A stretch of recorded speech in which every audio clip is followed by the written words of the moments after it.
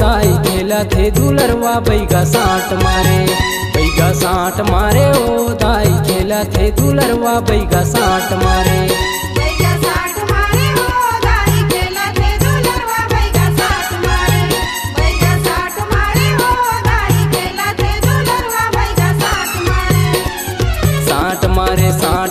साट मारे ओ दाई तोरे दुलर वाला बैगा साट मारे ओ,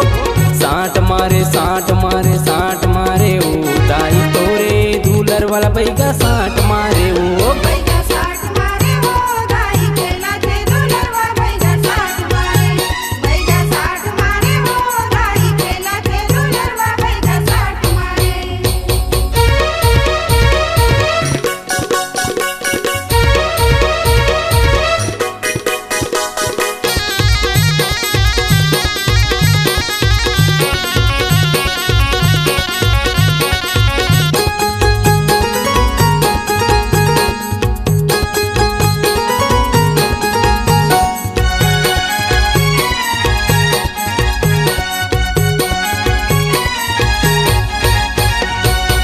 के हाथी में वो मैया बानल धरे, दूसरे में वो मैया नरियर धरे, एक हाथी में वो मैया बानल धरे, दूसरे में वो मैया नरियर धरे।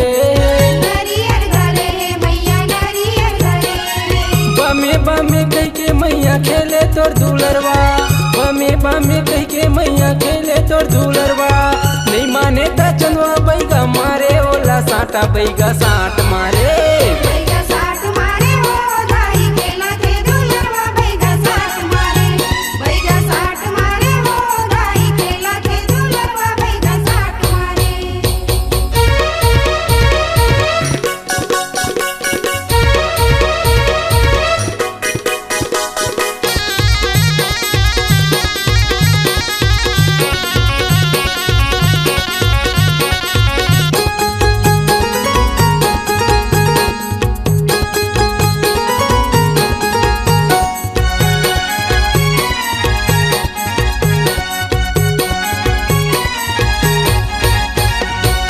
एती ओती चारों पोती खेले तोरे अंगना में,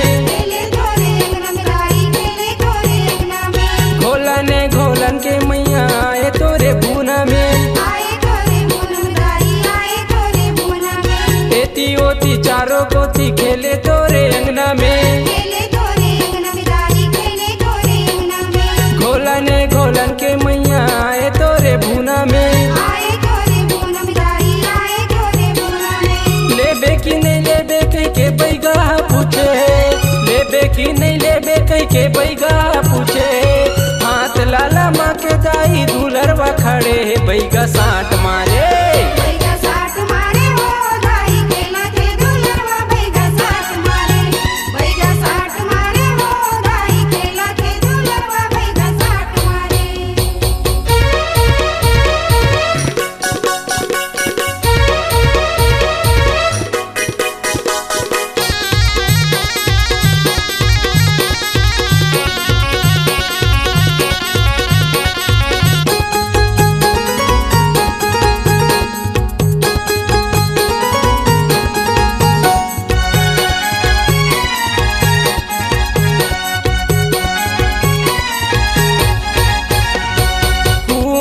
बर दुलरवा खप्पर तीरे आए हैं,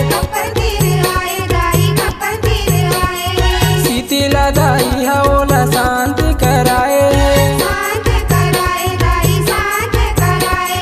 तू में दे बर दुलरवा खप्पर तीरे आए हैं, सीतिला दाई ओला शांत कराए।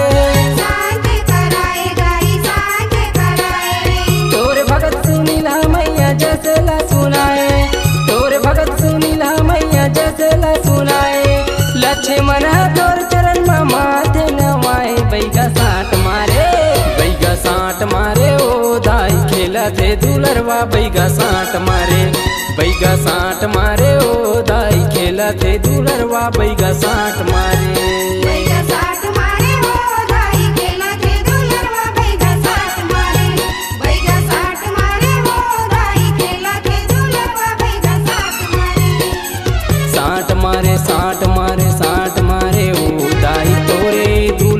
भैया साठ मारे ओ, साठ मारे साठ मारे साठ मारे ओ, दाई तोरे दूलर वाला भैया साठ मारे ओ।